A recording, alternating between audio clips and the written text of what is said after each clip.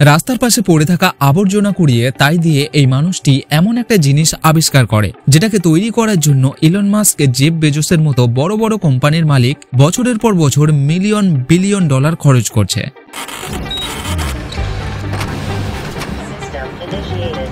আফ্রিকার কেনিয়াতে থাকা এই মানুষটি শুধুমাত্র আবর্জনা দিয়ে একটা এআই রোবোটিক হাত তৈরি করেছে। তবে এটা কোনো সাধারণ রোবোটিক হাত না। এই হাতকে আপনি আপনার চিন্তা শক্তির সাহায্যে কল্পনার মাধ্যমে নিয়ন্ত্রণ করতে পারবেন।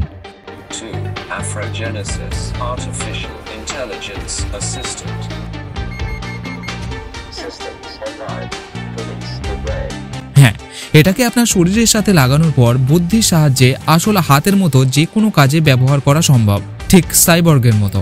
রাস্তার পাশে ফেলে দেওয়া ইলেকট্রনিক্স জিনিসকে ব্যবহার করে কেনিয়ার এই দুই মানুষ একটা বায়োরোবোটিক কৃত্রিম হাত বানিয়েছে, যেটা ব্রেনের সিগন্যাল অনুযায়ী কাজ করে। ব্রেনের সিগন্যালকে রিসিভ করার জন্য এরা একটা হেডসেট রিসিভার বানিয়েছে। এই রিসিভার ব্রেন থেকে পাওয়া সিগন্যালকে ইলেকট্রিক্যাল কারেন্টে রূপান্তর করে এবং রোবোটিক হাতকে সেই সিগন্যাল অনুযায়ী কাজ করার নির্দেশ দেয়। কারো কাছে থেকে কোনো রকমের টাকার সাহায্য না নিয়ে এরা এই জিনিসটাকে বানিয়েছে। পৃথিবীতে কোটি কোটি মানুষ আছে যাদের হাত নেই। প্রত্যেকদিন অ্যাক্সিডেন্টের কারণে বহু মানুষের হাত কেটে বাদ চলে যাচ্ছে। সেই সব মানুষরা খুব কম খরচেই এই জিনিসটাকে ব্যবহার করতে পারবে। এই মানুষটার নাম হলো ডেভিড ঘাটহু। কেনিয়ার একটা গরিব পরিবারে তার জন্ম হয়। টেকনোলজির প্রতি ভালোবাসা থাকার জন্য হাই স্কুলের পড়াশোনা ছেড়ে দিয়ে এমন কিছু তৈরি করার কথা চিন্তা করে যা কেনিয়ার মানুষের অনেক উপকারে লাগবে। এই কাজে তাকে সাহায্য করে তার বন্ধু মসেস কিউনান নাজারোগে। এই রোবোটিক হাতের আইডিয়া, এর ডিজাইন এবং এটাকে তৈরি করতে বহু বছর সময় লেগেছে। এই দুজন মানুষ একসাথে 14 বছর ধরে 15টা প্রজেক্টের উপর কাজ করছে। তাছাড়া তাদের মাথায় এমন অনেক প্রজেক্ট আছে যেগুলোকে নিয়ে তারা কাজ করতে চায়। এদের কাছে আধুনিক কোনো ল্যাব বা সুরক্ষিত কোনো জায়গা নেই যেখানে নিশ্চিন্তে কাজ করতে পারবে। যখন কোনো মানুষের শরীরে এই জিনিসটাকে ফিট করা হবে তখন সেই ব্যক্তি যেমনটা চিন্তা করবে এই রোবোটিক হাতও ঠিক তেমনভাবেই কাজ করবে। এর জন্য শরীরের অন্য কোনো অংশকে নাড়ানোর কোনো প্রয়োজন পড়বে না।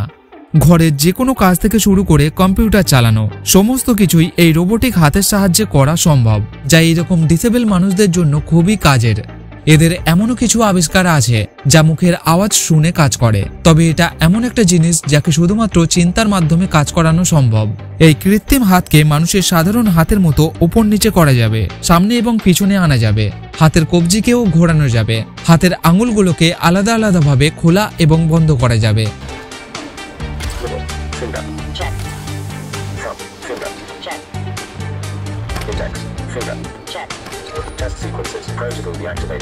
এই কৃত্রিম রোবোটিক হাত 12 ভোল্টের ব্যাটারির সাহায্যে চলে।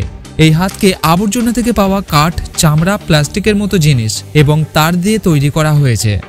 এবার এই ডিভাইস কিভাবে কাজ করে দেখুন। মাথার মধ্যে লাগানো এই হেডসেট সর্বপ্রথম ব্রেন থেকে সিগন্যালকে রিসিভ করে, তারপর সেই সিগন্যালকে ইলেকট্রিক্যাল কারেন্টে পরিবর্তন করে। তারপর যে কারেন্ট তৈরি হয় তাকে 315 মেগাহার্জ রেডিও তরঙ্গের আকারে এই হাতের মধ্যে পাঠায় এবং হাতকে মুভমেন্ট করায়। Machine it can convert that signal, or it taps and the signal processes converts this signal into a valid electric current through some computation, and the final current is being transmitted into this arm via radio waves 315 megahertz. এই আবিষ্কার মানুষের প্রত্যেক দিনের কাজকে অনেক সহজ করে দেবে। শুধুমাত্র চিন্তা শক্তির মাধ্যমেই না, ভয়েস কমান্ডের মাধ্যমেও এই রোবোটিক হাতকে ব্যবহার করা যাবে।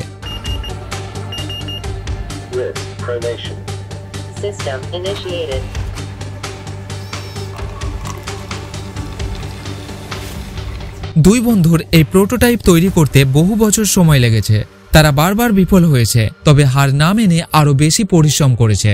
প্রথমে মস্তিষ্ক থেকে আসা সিগন্যালকে রিসিভ করতে অনেক অসুবিধা হয়েছিল।